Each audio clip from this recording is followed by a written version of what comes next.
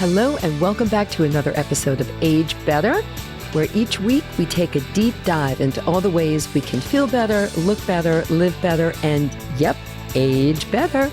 I'm your host, Barbara Hannah Grufferman.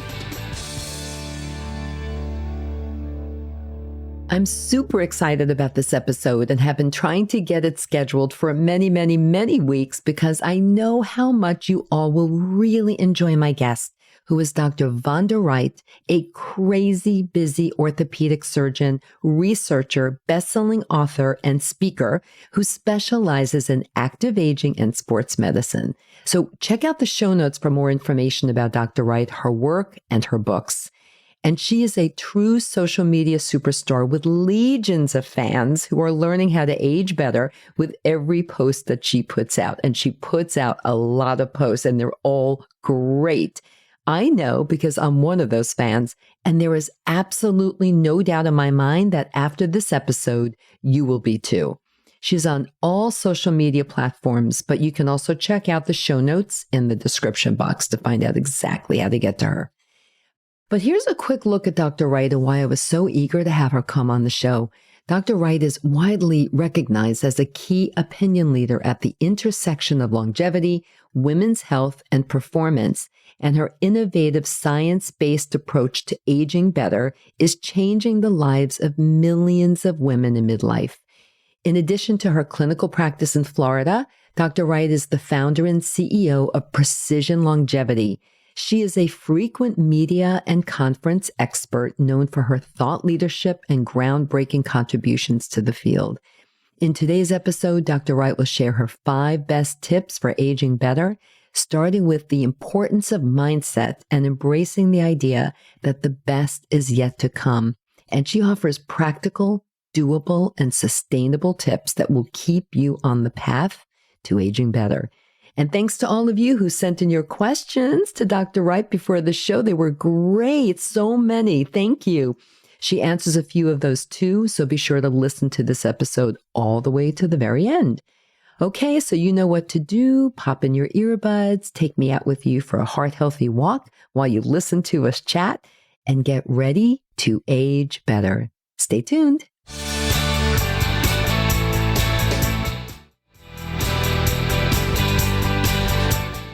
Dr. Wright, welcome to Age Better. I'm so happy you're here with me today. Well, I'm so glad we could make this work. Yeah, so you're going to cover really like a masterclass in midlife for all of us. You're going to cover probably your 5 best tips for aging better and to put everybody on the age better path. But before we get to those, I have a couple of questions. One, recently, just a few days ago, I saw on social media that you used a term. I had never heard this term used before, and I think you may have coined it, but I totally get it. It's sarcobesity. So can you just please explain for those listening or watching on YouTube who don't yet follow you on social media, but I know that after this episode, they absolutely will. What is sarcobesity, please? Well, I don't want to take credit where it's not due. I didn't coin the word sarcobesity, but I think that it's been buried in the academic literature and has rarely seen the light of day when it comes to popular cultures. So I was glad to introduce it. Sarcobesity is the thought that our musculoskeletal system works all together. So sarcopenia is the age-related loss of muscle that we all experience. And if we don't do anything about it in terms of lifting weights or eating a lot of protein, it can go rampant such that we can lose 20 to 30% of our lean muscle mass by the time we're in our 70s and 80s, which has a huge impact on our frailty. So that's sarcopenia. Obesity is what everybody knows it's to be. It's too much of a good thing. There's nothing wrong with fat in moderation, right? So sarcobesity is the status we find ourselves when we have too little muscle and therefore metabolic unhealth and too much fat. Fat is not just hanging around, Barbara. Fat is a noxious metabolic organ that produces adipokines that affect our bone health, that affect our muscle health. And so it can lead to disease. So sarcobesity and that post that I posted that showed the leg of one of my patients that had too little muscle and too much fat. Yeah, it was That incredible. yeah, it's very visual and it helps people understand, oh, I'm not just big boned. I have too little muscle and too much fat. Right. And we're going to get into some of your tips, which will help the audience listening in to kind of increase their muscle mass and also hopefully decrease that extra fat, especially that fat that wraps itself around your organs that can lead to, as you pointed out, so many other issues. So before we get to your tips, I have one more question. Also, a few days ago, a new study came out, and I think you and I both kind of rolled our eyes at this one a little bit because it was once again talking about how, and I quote, almost half of all cancers can be avoided, prevented by simple lifestyle changes. I think we've known this already, why we even needed a new study. But okay, a new study came out and the media has been picking up about it. So what's your comment on that? Well, thank you for asking me this. My first job, people may not know this far back history of me. My first job, medical job, was as a cancer nurse. I have a master's degree in oncology nursing. So it's really important to me that we just don't think of as cancer as something that we have no control over. The fact of the matter is, what is cancer? Cancer is a stem cell gone bad. Our body is very, very, very tightly controlled until something happens, some environmental change, some misstep in our genetics causes a stem cell or a tissue to replicate uncontrollably. So the fact that this article came out and said that cancer can be prevented by the lifestyle we lead is something we've known for a long time. We know that every choice we make affects us at a genetic level. I mean, we used to think that we were given a set of genes and there was nothing we could do about it. Well, we know that through the study of something called epigenetics, that 80 or 90% of the way we age, the cancers we develop, are influenced by the lifestyle choices we make every day. And so that can seem ominous, but what it actually is incredibly hopeful. That you and I have the ability to predetermine how we will age by whether or not we eat broccoli, whether or not we get up from the table and take a walk, whether all the choices we make put us and our ability to make decisions in the driver's seat.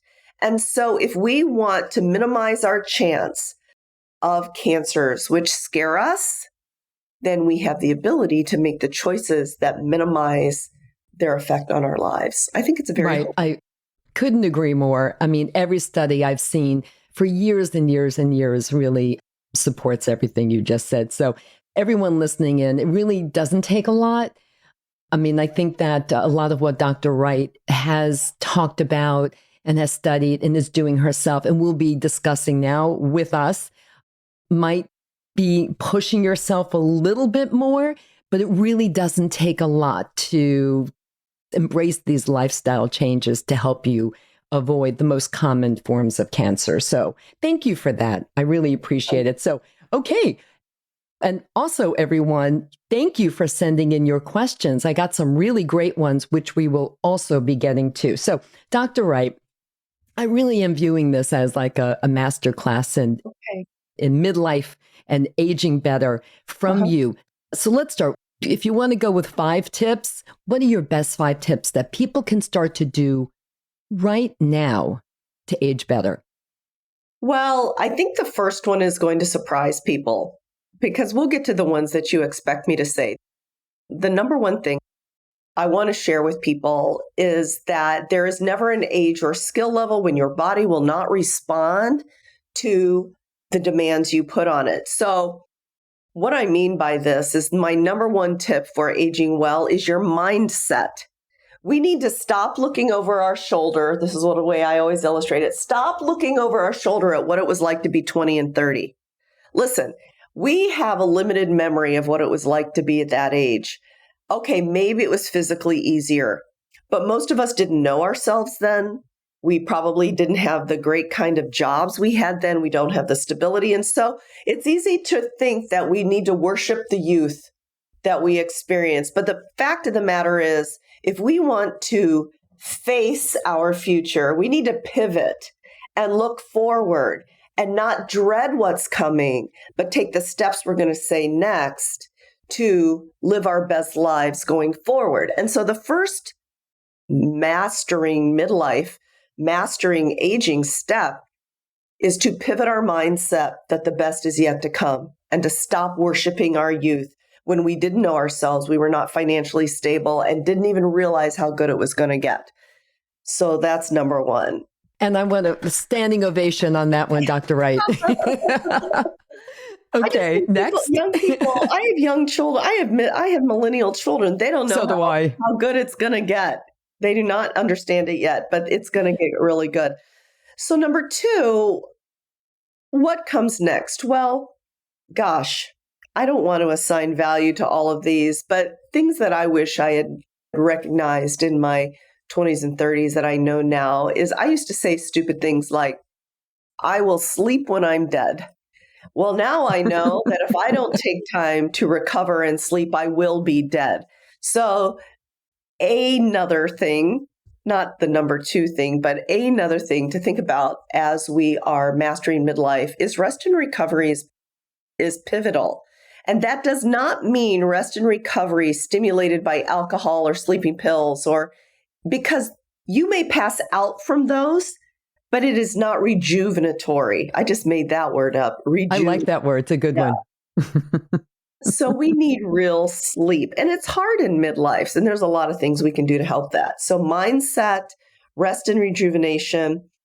The four things that I put together in an acronym to help people simply remember is to face their future from a physical standpoint is we need to have flexibility and mobility in our lives. So why do people as they age start shuffling along? Well, part of that is muscle strength, but a lot of it is loss of joint mobility. So we need to focus on joint mobility through flexibility. And we can, depending on how many hours you want to be here, we can talk about the specifics of that. So that's F, flexibility. A is aerobic exercise. Now we got to keep our hearts healthy. We have just come out of, and I am one of the people come out of a phase where all of us were doing high intensity interval training every day of the week.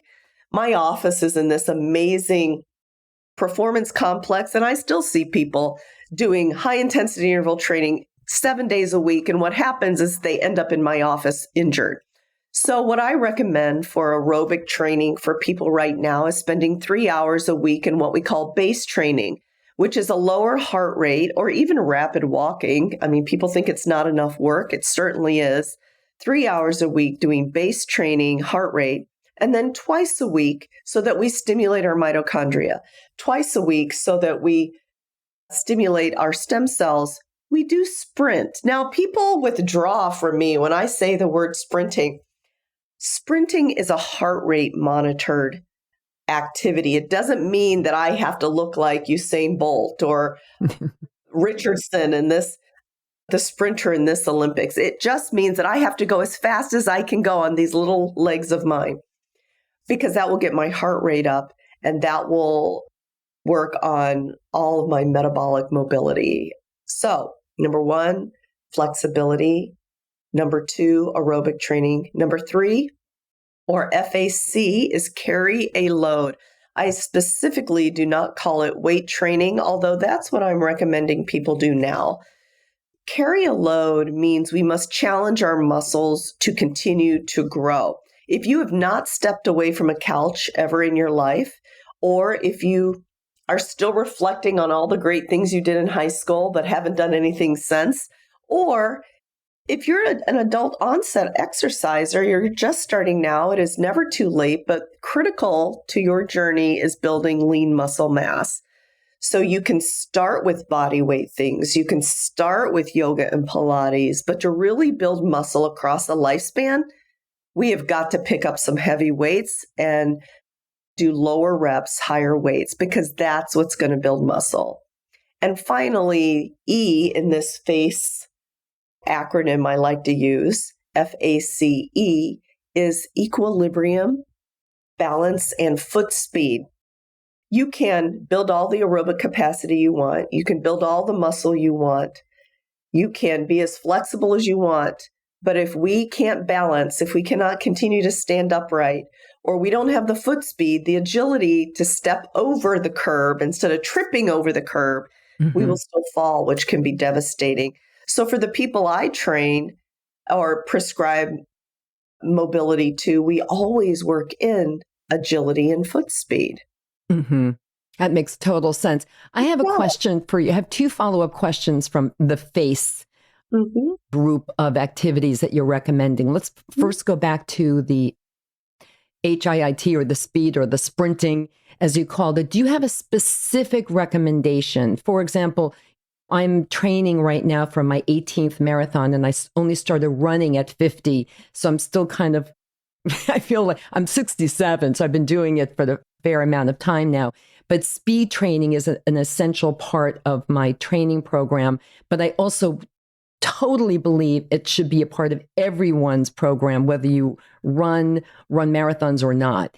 And so I've seen recommendations for things like a 4x4, where you sprint for 4 minutes, rest for 4, or 30-second sprints. Is there something in your mind that you think a midlife woman should really be a medium ability and agility and all that, a normal woman, in other words, should aim for? So those 2 examples you gave serve different goals. So when I say 3 hours of base training, that is lower heart rate because we're trying to burn fat when we exercise. So for many people, it's brisk walk or slow jog. On top of that, we do sprint interval training, which is the example of that is as fast as you can go, but only for 30 seconds. 30 seconds, completely recover, and do that 4 times. So for me, this is my example. When I am doing base training on a treadmill, you can do it on any apparatus. You can do it outside. It's all heart rate based. For me, to get my heart rate to 130, which is my lactate threshold, I have my incline at 4 to 5 and my speed is about 4. When I am done with 45 minutes of that, then I punch up the treadmill to 11 because that's as fast as I can go. I have short legs, and I do that as fast as I can go for 30 seconds. Now, my heart rate gets up to about 186 for 30 seconds, but then I punch it down. I completely recover, and it takes me 2 to 3 minutes to recover, and I do that 4 times. The purpose of that is to stimulate my stem cells, give me my mitochondria metabolic flexibility. But I also, now this may seem overwhelming to people, you layer on these things. You don't do all of this at once. After you get your base training down, then you can add your sprint intervals. But if we want to build our VO2 max, which is our true optimal cardiac capacity, it's also VO2 max will also predetermine if we become frail. To train VO2 max is the second example you gave. It's as hard as you can go for 4 minutes with 4 minutes of recovery, and do that for 3 or 4 times. So it's slower than your sprint intervals because you must maintain it for 4 minutes. Right. Longer than your sprint intervals. And it has 2 different goals. That will work on your VO2 max versus your metabolic flexibility, which is what the sprint intervals will do. Thank you for that. I mean, I'm going to be using exactly what you just said for my own purposes and training. But I think that everybody listening in, those 30-second sprints really are quite doable. And you can do it on a treadmill, as you were just saying you do, or outside, as I prefer to do, running outside, or even on a bike, right? I mean, on a stationary bike or on a rower, skier thing, on a climber, on an elliptical. It doesn't really matter. If I'm running outside and I happen to be on a track, then I'll walk around the track at my baseline speed, and then I'll sprint 110 yards. And that's, I don't know, maybe I can't get through 220 in 30 seconds anymore, but you get the idea. Yes. Yeah. No, I think it's really great. Now, my second question is jumping over to carry heavy. Carrying a load. Yeah, carrying heavy loads. I had the pleasure of interviewing you for my column in the AARP, the magazine recently. That'll be coming out next month. It's called Fix Your Body. And specifically, I wanted to talk to you about building backbone density. Yeah. And can you do this? And how can you do this? And then one of the many great tips, one of them was jumping on a trampoline, like a mini trampoline at home, which you can do, and also wearing a weighted vest, which is really such a great idea. I haven't yet incorporated that, but I'm planning on it.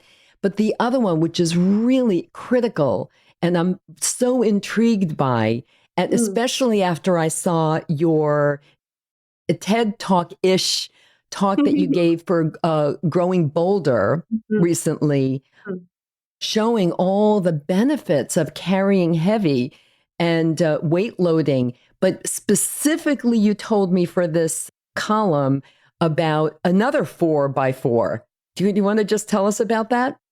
About weightlifting, lifting weights? Yes, about specifically about weightlifting and like kind of get rid of like lifting the 20 pounds. Forget about that. What should we do instead?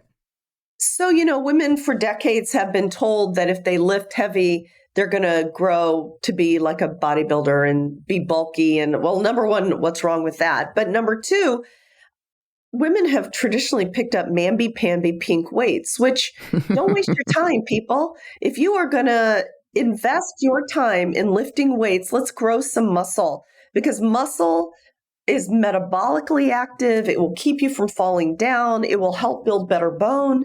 So let's do it right. The way to do it is to lift fewer reps, heavier weight.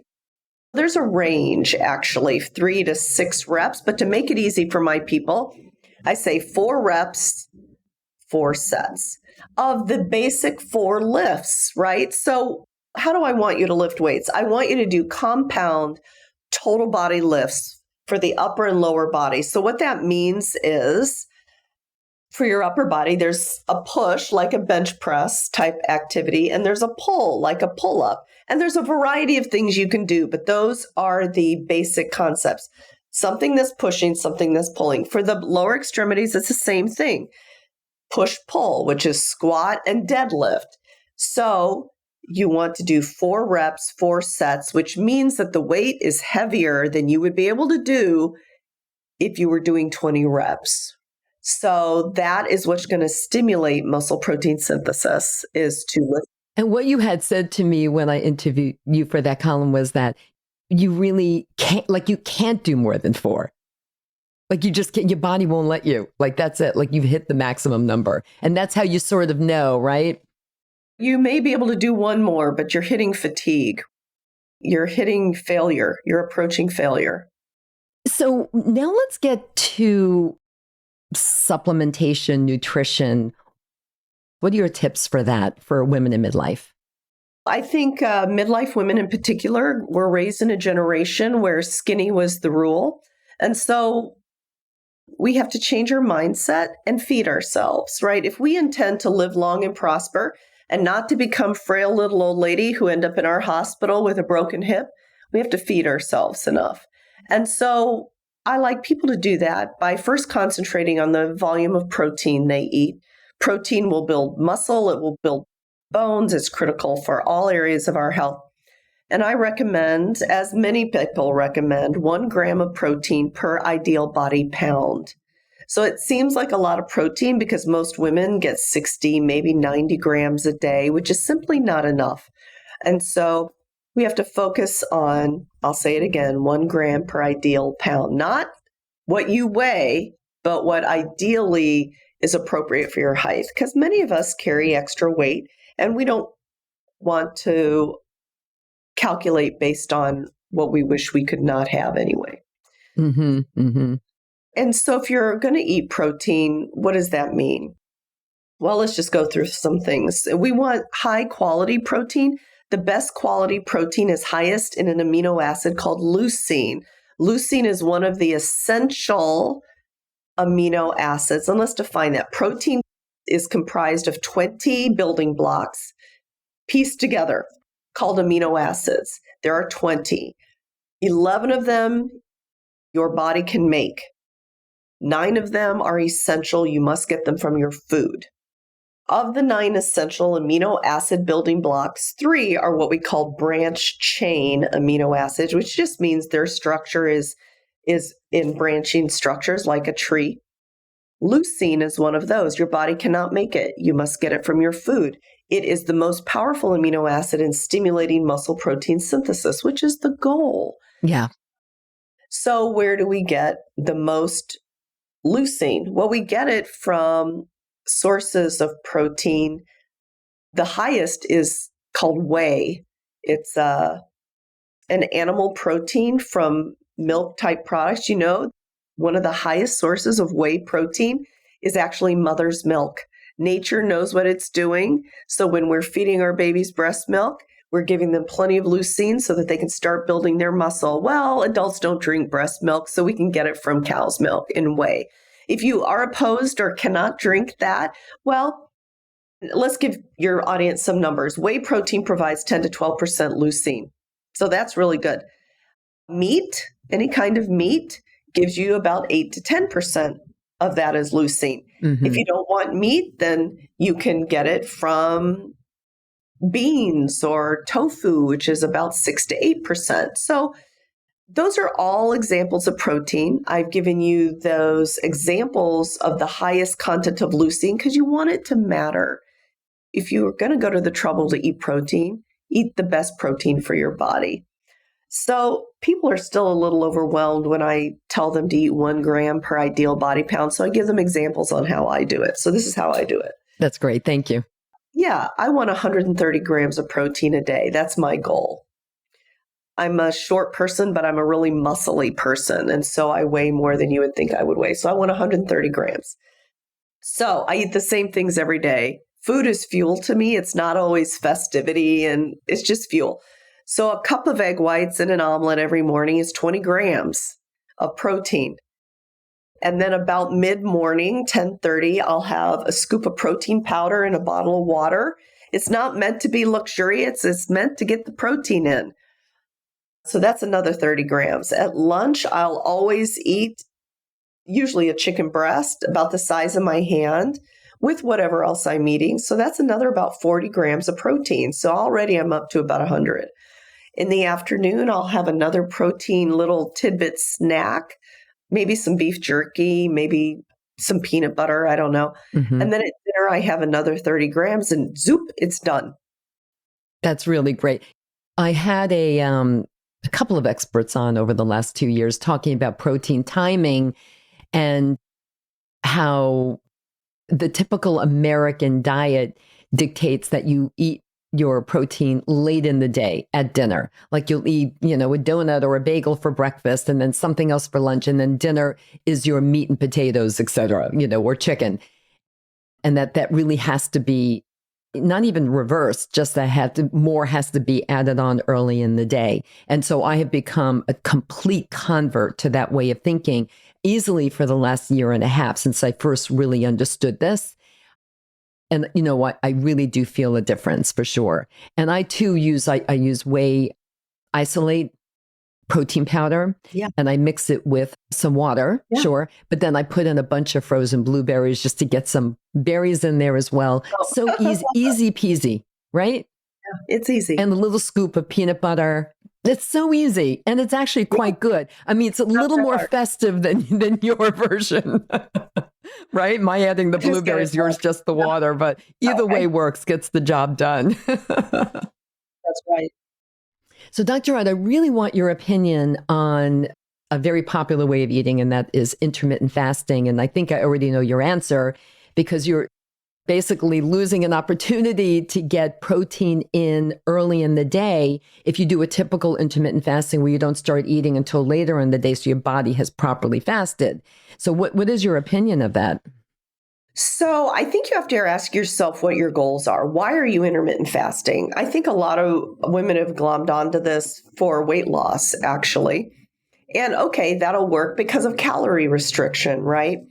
So I like the concept of not so much for me, for the people I guide, not so much as intermittent fasting, but timed eating, meaning that If I know I want to go to bed at 9:30, I will not eat after 3 hours prior, so 6:30, so that I can be completely digested and so my gut can truly have a rest for 14 hours overnight, because that's one of the points is our body needs a time to rest, our gut needs a time to rest. Yes.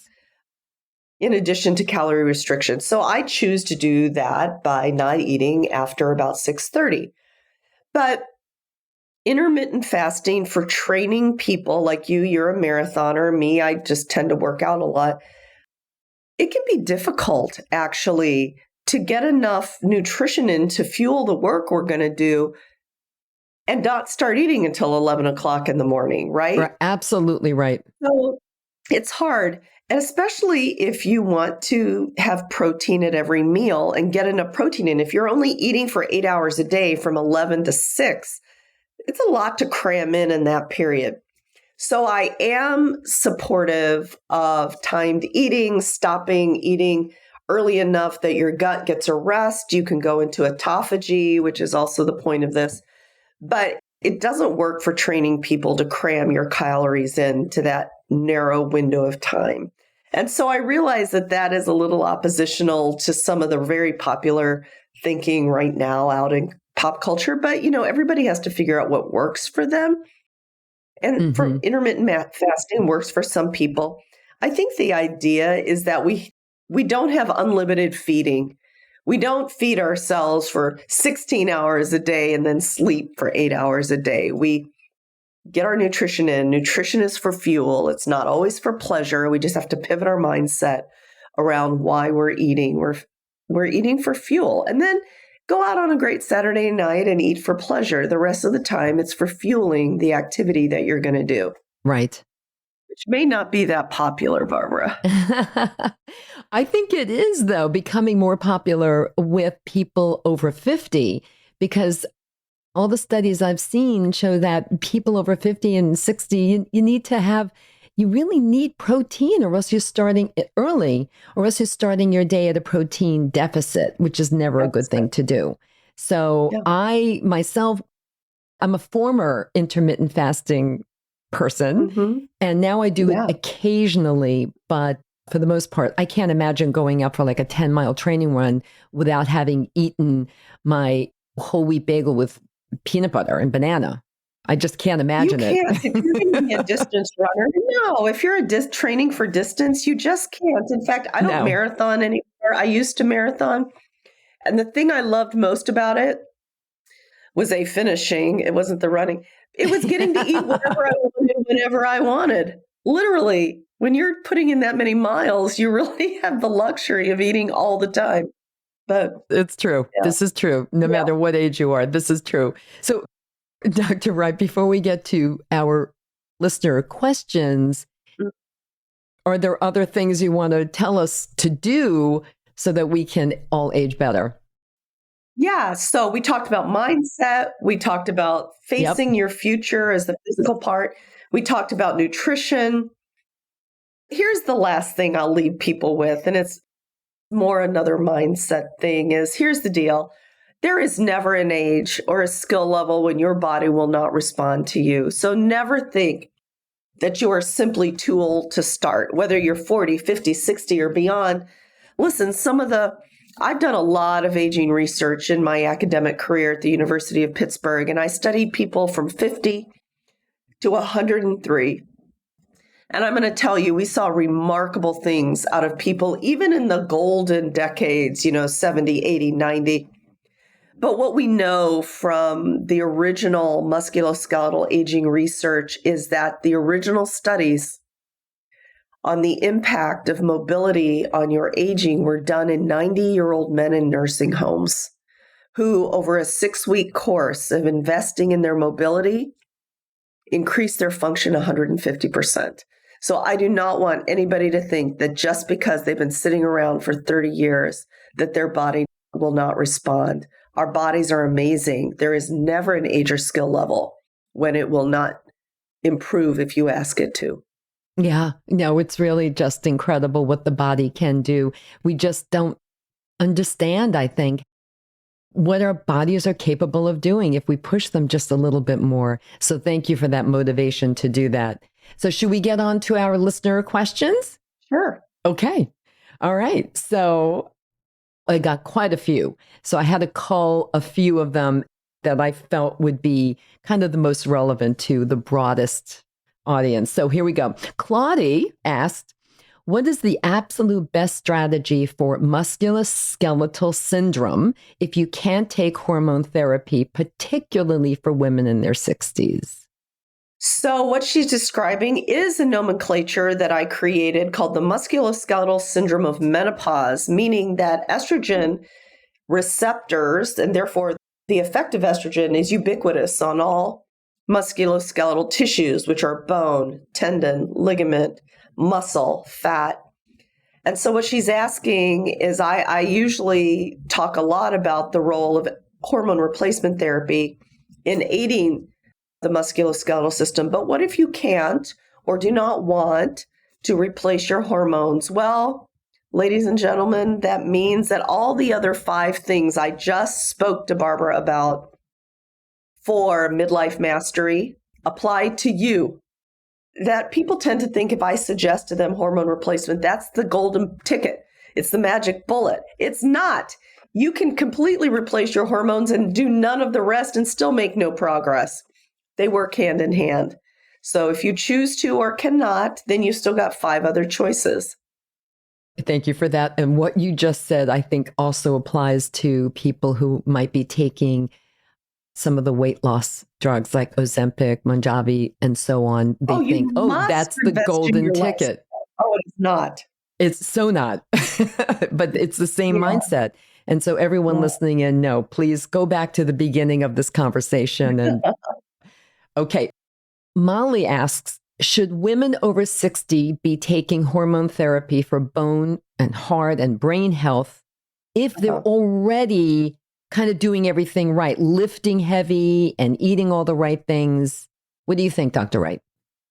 My position on hormone replacement therapy is that every woman is a sentient being with the ability to make the choice for herself. Now, that choice must be based on science and not fear. You cannot base that decision based on what your neighbor is telling you, what you've read in the newsstands. You cannot base it even sometimes on what your untrained physician is telling you, because the fact of the matter is only 25% of all physicians are trained in hormone care for women or have taken the time, like I have, to become a self-learned expert in the field.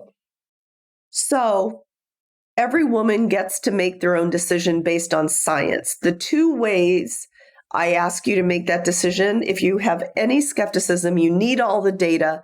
You need to read Estrogen Matters by Avram Blooming and Carol Tavris. It's a book that changed my life. If you need the data, it's all there. For many, many, many, many women, the benefits outweigh the risks of hormone replacement therapy, but you need to feel comfortable with that by reading that book. The other place for good information is menopause.org. It's the North American Menopause Society website, which has a list of standards. That being said, it is a complete package for optimum aging, for optimum support of your body. It's not one thing or another. I'm sorry, people, there is no magic bullet. It takes complete lifestyle investment to live long and prosper. So just because you're doing all the things means that you don't have to make the decision. You can make the decision not to do hormones, but you must make the decision, right? So that's the way I'm going to answer Molly. Yes. Yeah. I couldn't agree more with that. And I very often have Dr. Margaret Noctegal on, who's a reproductive endocrinologist at NYU. We talk about menopause and menopause-related issues and concerns that women have. And we are a proponent of hormone therapy if it's right for you. And it isn't right for everyone. But I strongly urge everyone to be open-minded to investigating hormone therapy. Okay. So Anne-Marie writes, now we're moving to the knee area. I would like to know if having knee osteoarthritis, which is what I have in both knees, eventually leads to knee replacement surgery. Well, okay. So what is osteoarthritis? It is the wear and tear arthritis of our cartilage, which is the smoother than ice cap on every bone. This is a bone. This is the cap. Cartilage is the cap of the bones. Cartilage is smoother than glass, smoother than ice. It has a very low friction. So normally you don't feel your joints until you start to wear them away due to repetition of load, but not just repetition of load. There is no evidence that something like running causes arthritis. Right. There is no evidence. So anybody who says that has not read the evidence. But what does cause arthritis is carrying around too much weight. Cartilage is very sensitive to excess weight. Joints bear 5 to 7 times body weight. So if you're heavy, you're going to wear your cartilage down. High inflammation for any cause. Trauma can cause arthritis. Or, frankly, we know that men before 50 have less arthritis than women, but women after 50, when their estrogen has walked out the door, have much higher levels of arthritis. Yep. So with that background, having arthritis does not mean you need a total joint. Lots of people have arthritis. You have arthritis, you're running marathons, That's right? Yep. When it gets to be so worn down that it's literally, instead of having a cushion like this, it's bone on bone, and you can't take the pain, or you've got to get your life back, that is a great time to entertain getting a total joint, which is one of the most successful procedures that orthopedic surgeons do. And lots of people are afraid to do that. But when you can't walk, what you're doing is sentencing yourself to a sedentary death. And so what people tell me after I replace their joint or they've had their joint replaced, they're like, I don't know why I waited so long. I was in pain for so long. Yeah. I didn't get to do anything I loved for so long because they were fearful of the procedure. So I just encourage them to talk to people who've had it. Yeah. To talk to their doctors, to think about what they're giving up now over the fear of a procedure that is more than 90% successful. I have a follow-up question to that. So if you do have arthritis and it's not quite bone on bone, not quite that severe, how effective are the gel injections that help to lubricate?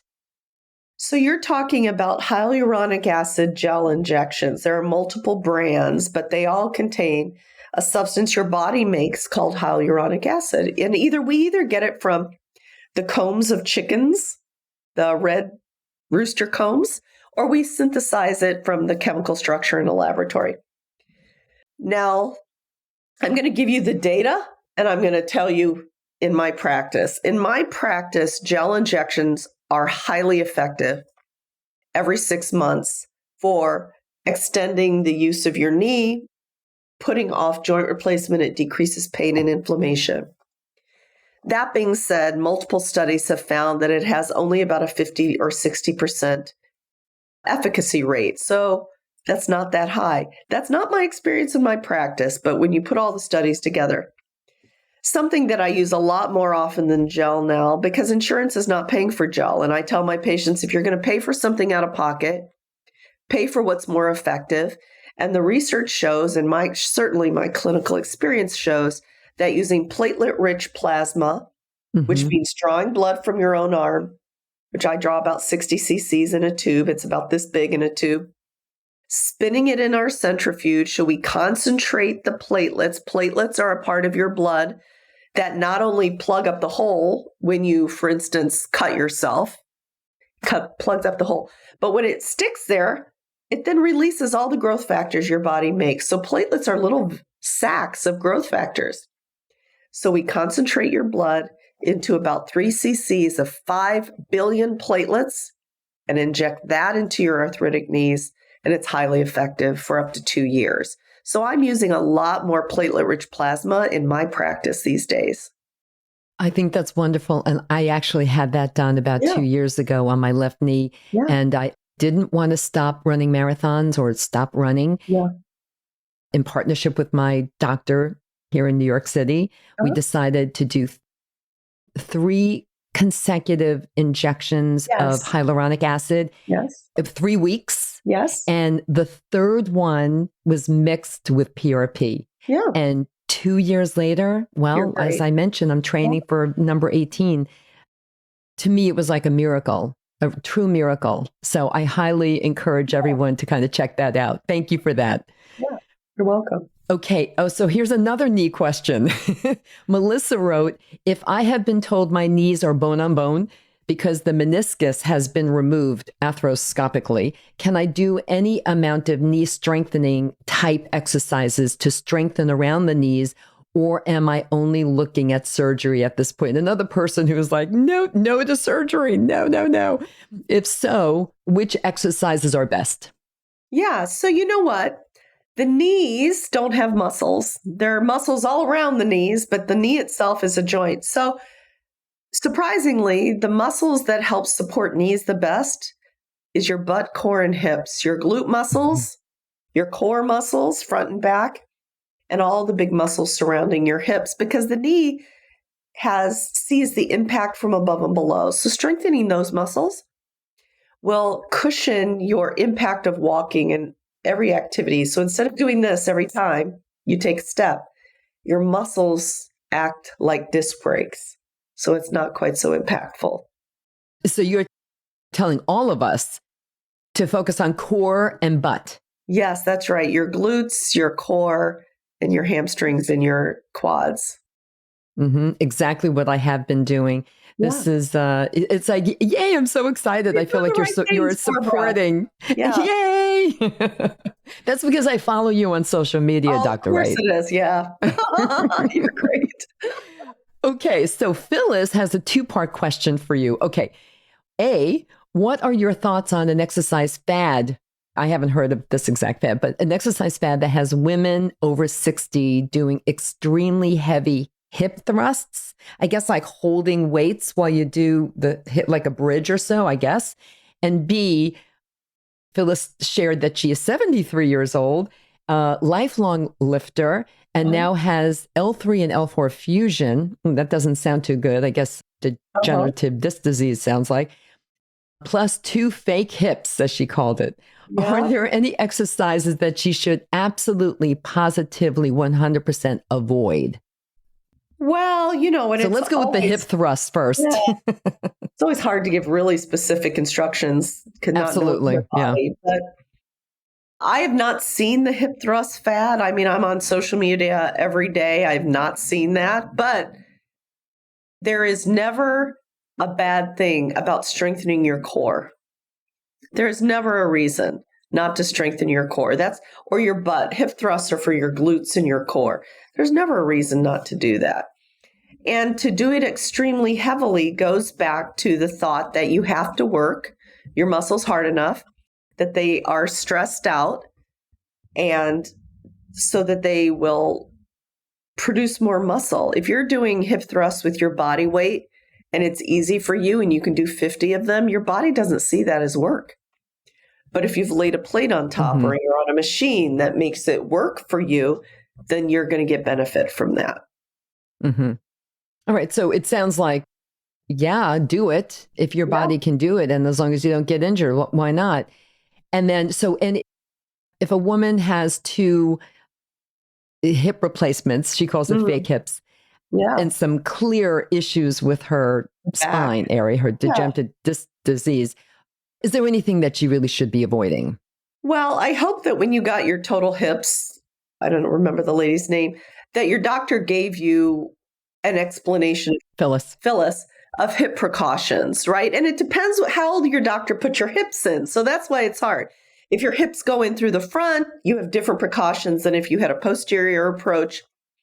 But in general, fake hips are not meant for hyperflexion, meaning bending your hips to 140 degrees, knees to chest, generally not amazing for total hips, or lifting really heavy and deep squats. But it's hard to know because I don't know how your hips were put in.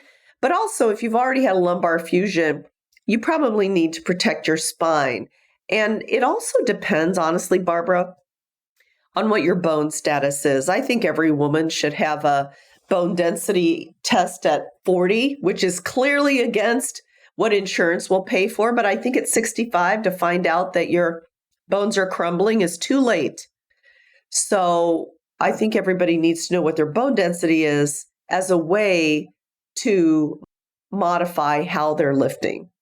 Yeah. Everyone who's been following me for any amount of time know how important bone health is to me. I'm on the board of the Bone Health and Osteoporosis Foundation, have been for 10 years, and bone health is critical to me. The way I found out I have low bone density at the age of 50, had just gone through menopause, and then just taking a walk with my dog, fell and broke my arm. Shouldn't have, and got my first bone density test. I mean, otherwise it would have been probably 65. That's right. And you're right. Then I would have found out that I had low bone density. Yes. Not a good idea. Yeah. Couldn't agree with you more. And everybody at BHOF agrees with you too, Dr. Wright, on that. So everyone, please do think about the health of your bones. You've heard me say this. Go get a bone density test. It's not that expensive. It isn't. And then Just start to do everything Dr. Wright's been telling you to do, and you will protect your bones for sure. Okay, we have one more question, and this just came in under the wire. I was just about to turn, no more questions, and it came in. Sarah Lynn, she asks, okay, I've been on hormone therapy, and it's been wonderful for me. Yay. However, I think I might benefit from testosterone also. I don't know why she thinks that, but that's what she said. What does Dr. Wright think about this? So I think that, number one, testosterone is not a male hormone. Estrogen is not a female hormone. Testosterone and estrogen are made by both men and women. They are hormones that your body uses. Both testosterone and estrogen in women start to decline in your 40s, long before you ever sprout your perimenopausal symptoms. Testosterone is critical for everything from bone health to brain health in women, just like it is in men. And so there are many reasons besides low libido that testosterone can be helpful for women. It's hard to get because currently the only FDA-approved reason for testosterone in women is low libido. So you can ask your OB-GYN about that, and it is FDA-approved for that reason. I personally take testosterone because it has a role in muscle health, bone health, brain health, mood, and I think there are clear benefits. But that is another part of your hormone decision-making tree that you must investigate and get the data on to make. And that's in partnership with a trusted healthcare provider, right? Yep. Well, okay. Dr. Wright, thank you for giving us all this time and incredible information and tips and motivation too, which I really always appreciate. I really want to circle back to the very first thing that you talked about, and that was just kind of don't look backward at when you were 20 and 30. Don't do that. Don't do that. Face forward. Look forward. Think about how you are now. And what I always like to talk about too is, in fact, the episode last week was about assessing, reassessing, and tweaking. You have to do this throughout your life in all aspects of your life, right? Not just your health and your body, but your relationships, your work, everything has to be assessed, reassessed, and tweaked according to what's going to really benefit you. So thank you so much for that. There'll be a lot more information about Dr. Wright, everybody, in the show notes, so please check it out. Please follow Dr.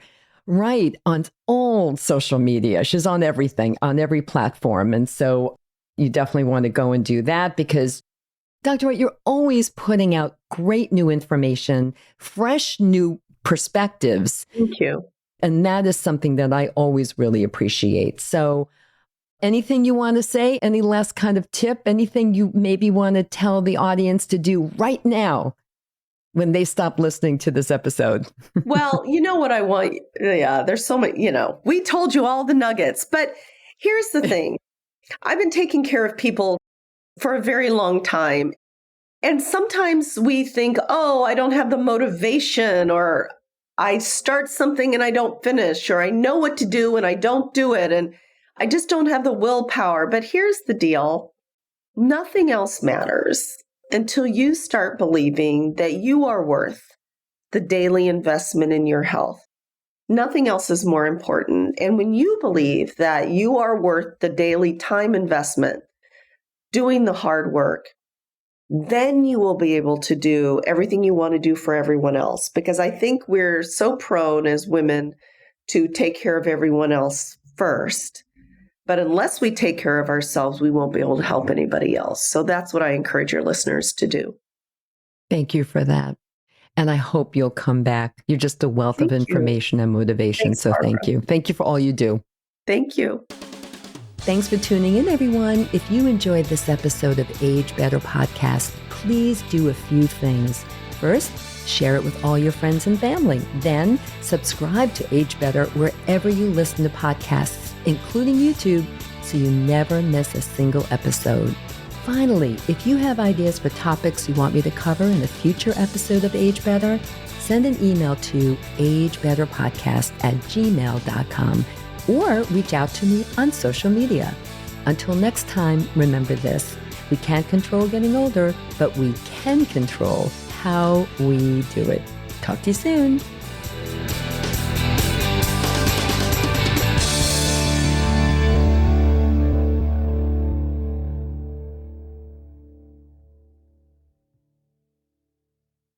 Age Better Podcast is a proud member of the Sound Advice Network. Sound Advice, women's voices amplified.